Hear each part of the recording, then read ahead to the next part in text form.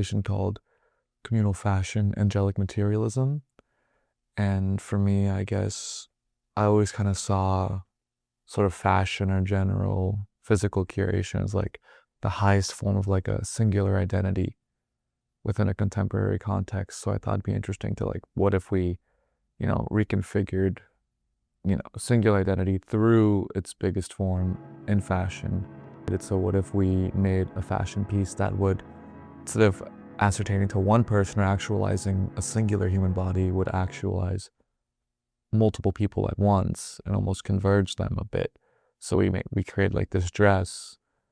We combined like 3 different dresses and made a bunch of different entry and exit points, to which like, so, singular arm wouldn't belong to one host anymore, and it was, whereas one person's legs would be on through the other side of the dress, etc., etc. Don't have to necessarily be so antagonistic to one another, and they could even have like a fluid relationship, and we can explore like an alternative to even both, and we can escape the binary of either being one or many, or single or the collective. Or so I thought that was very interesting. And for me, a very good aphoristic example of this was like the conjoined twin. I became very obsessed with the image of conjoined twins for this installation, because I think, in flesh, it is one, but in spirit, it's 2 completely different individuals. And so it's the best example of like almost a convergence of the 2, but also not, still retaining characteristics of both. So it's still singular, but multiple at the same time. This kind of leads me to the idea of like superposition, that I was very interested in with this exhibit as well, where like something is traveling so fast at 2 different points at once. It's actually at 2 different points at once, but it's going so fast. So it has the function of being at 2 different points and a single point at the same time. The function of movement and being still. And I think we find this to be contradictory, but I think it's entirely applicable and plausible and permissible. So that's what I was really interested in. And so it was interesting because curation comes purely in fashion. It's something that's seen as like entirely vapid. Fashion is curated purely for material, and it's to perpetuate identity. And for me, I think those also don't have to be necessarily antagonistic. We always kind of see, material being very exclusive from the divine. Material is stuff and the divine is the ethereal, but what if they could be sort of connected? I always make the example, the etymological example that someone told me once, even if it was in passing. They were like, oh, vein as in vanity, and vein as in a corduroy vein. And so, I think it could have some adjacency there, and I think that's very beautiful to me. So a really good example, I think Lacan said once, was like, in Islam, it's a very anti-materialistic religion. It's based in spirituality and sort of abandoning earthly possessions. But the most divine and the absolute highest object and the most highest divinity that they worship in that religion is the Mecca itself, which is purely material. It's the complete opposite of everything that religion stands for. A religion that's strictly anti-material, most sacred object is the most material thing possible, a giant square of pure metal. And because it was where, locationally it was meaningful, and then that became actualized through material, and so now this material itself has become divine. And so I'm very interested in how that can change and how seamless that can be between those 2 things. I was very interested in like these contradictions and kind of trying to explore them through a dialectic, but a dialectic that's not really based in producing, or even negating, but kind of exploring the abolishment of the faculties that produce the dialectic. I was very interested with like the monad, something that's like singular yet indivisible, but yet greater than a whole, the sum of its part. I was really interested in that. Like, where is this?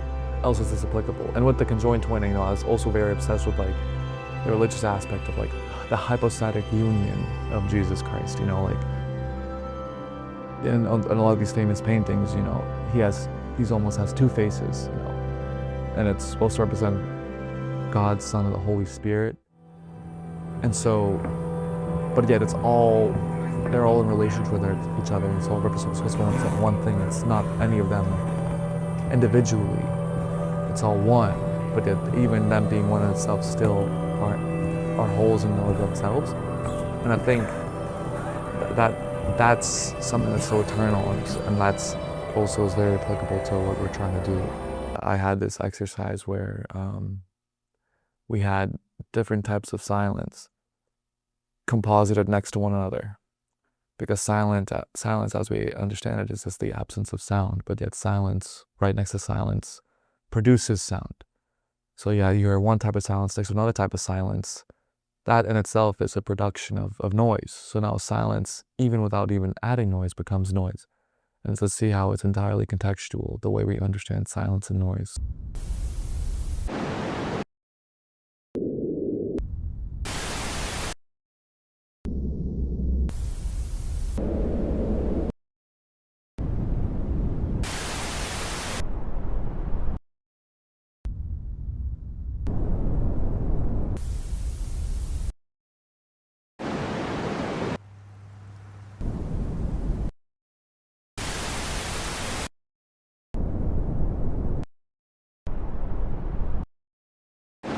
And then we did kind of the inverse of that, where like noise is sort of seen as like irregularities in wave functions. So like to create noise, it's to accentuate sounds between large parts of matter and reverberations. And so to explore, like to reconfigure what noise means, we kind of set up a huge screen with a bunch of giant speakers, and we started blasting this track at me, which is pure noise, the most loudest noise possible. But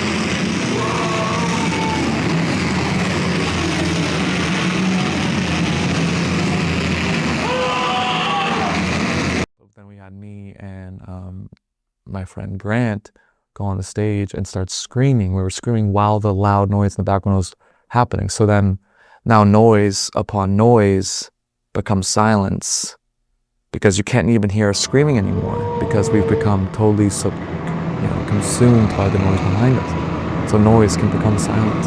So noise upon noise becomes silence, and silence upon silence becomes noise. And so this was what we were really exploring in this exhibit. And so when we were doing this section, I always thought it was very interesting to have like multiple points of engagement. So like I was wearing a GoPro, but we also had somebody recording, showing. So so we put it up on the screen. You could see my face, but you could also see what I'm looking at. So multiple points of engagement. The observer observing themselves as they observe, and people that are observing that observer also being observed. And so this referentiality becomes completely, reimagined, and we're kind of reconfiguring what it means to see.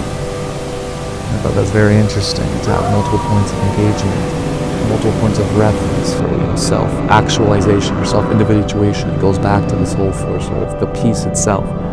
When what you see and what's seeing you and what tethers those two together are all coalescing into one, it changes what it means to see, and it changes what it means to be seen. And so when I become purely a faculty or a vector or a vessel for noise, I find the contradiction of like garnering for attention while being faceless very interesting, because I'm here screaming, pretty much like pivoting myself for engagement, trying to garner attention and making people look at, a good example is like, it's engagement and the ability to attract attention is something that's so inherent to all of us, but so, inevitably powerful, but yet so disposable.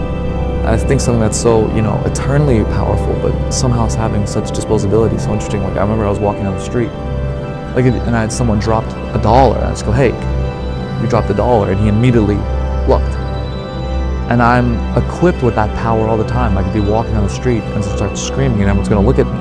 I constantly have the power to control what people are attracted to and what they're looking at. I like the composition of like me trying to do that, but also being faceless at the same time. I'm screaming at the audience, staring at them, but at the same time, I'm completely faceless. I'm attracting, but also rejecting attention at the same time. So and attention exists for attraction.